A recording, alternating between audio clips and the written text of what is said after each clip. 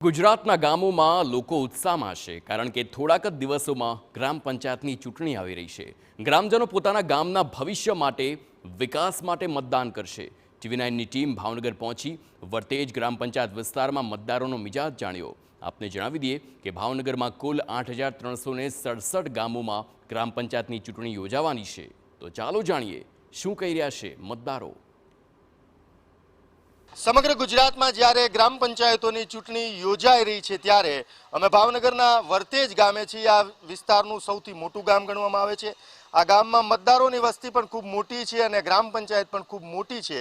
ત્યારે આ ગામના શું પ્રશ્નો છે, શું સવાલો છે, શું સુવિધાઓ છે, શું સમસ્યા છે, આ તમામ સવાલોનો જવાબ મેળવું છું ગામના લોકો પાસેથી। શું માની રહ્યા છો જ્યારે ગ્રામ પંચાયતની ચૂંટણીનું મતદાન થોડાક દિવસોમાં જ થવાનું છે ત્યારે આ ગામમાં શું થવું જોઈએ અને શું વિકાસ અધૂરા છે?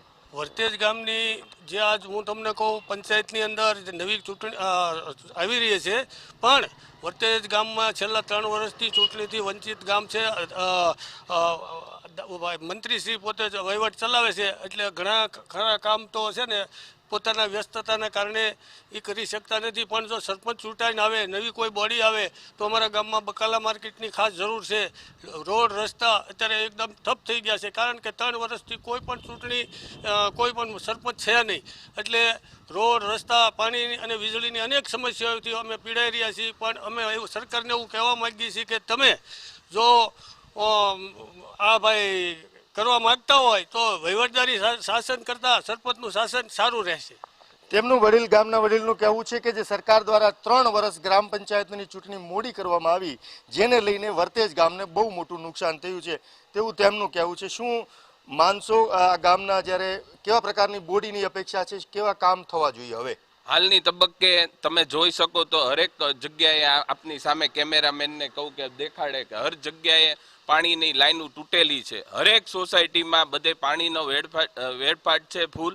અને વર્તેજનું 560 વીઘાનું તળાવ છે એ અમારે બ્યુટી ફેશનમાં મંજૂર થાય, ત્યાં ફરવાલાયક સ્થળ બને અને રમણીય બને એવી અમારી માંગણી અને લાગણી બંને છે। ગામની અંદર જે ગામના જ આગેવાનો મિત્રો ચૂંટણી લડી રહ્યા હોય ત્યારે એક ગામની અંદર કંઈક સારી સુવિધા આપે, સારા વિચારો રજૂ કરે, ગામનું કામ થાય એવી બોડી આવે એવું અમે ઈચ્છીએ છીએ। શું માની રહ્યા છો તમે ખાસ કરીને કે આ જ્યારે ચૂંટણી યોજાવાની છે આવનારા ટૂંક સમયની અંદર ત્યારે અત્યાર સુધી જે કયા કામો એવા છે જે અધૂરા છે જે પૂરા થવા જોઈએ? પ્રથમ તો વર્તેજ ગામની અંદર લાઇબ્રેરી ખૂબ જ જરૂરિયાત છે। લાઇબ્રેરી હોય તો અમારું ગામ શિક્ષિત છે અને અનેક વિદ્યાર્થીઓ એવા છે જે અનેક પ્રકારની તૈયારીઓ કરતા હોય તો એમને તૈયારીમાં મદદરૂપ લાઇબ્રેરી બની શકે।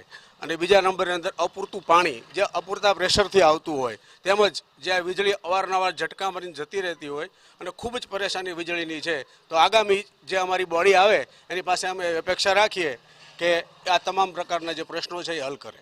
આપના મતે સામાન્ય રીતે ગામડાઓની અંદર ગ્રુપ વાઇઝ મતદાન થતું હોય છે, ઉમેદવારો ઊભા રહેતા હોય છે, યુવાન આપને માની રહ્યા છો કારણ કે આ ગામની અંદર યુવાનોની વસ્તી બહુ મોટી છે, યુવાનો આગળ આવે ગ્રામ પંચાયત ચલાવે એવું ન થઈ શકે? ખાસ કરીને હવે આવનારી બોડીમાં તમે જોશો કે લગભગ 90% યુવાનોને પ્રાધાન્ય આપવામાં આવ્યું છે અને યુવાનો જ તે બોડી ચલાવશે એવું મારું માનવું છે।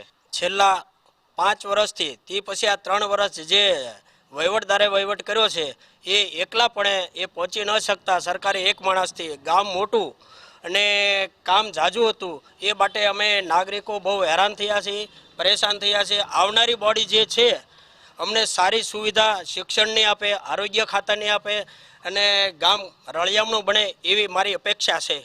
આ છે વર્તેજ ગામના લોકો અને તેમનું સ્પષ્ટ માનવું છે કે જે સરકાર દ્વારા 3 વર્ષ માટે જે ચૂંટણી મોડી થઈ તેને લઈને ગામના લોકોને ખૂબ વેઠવું પડ્યું હતું।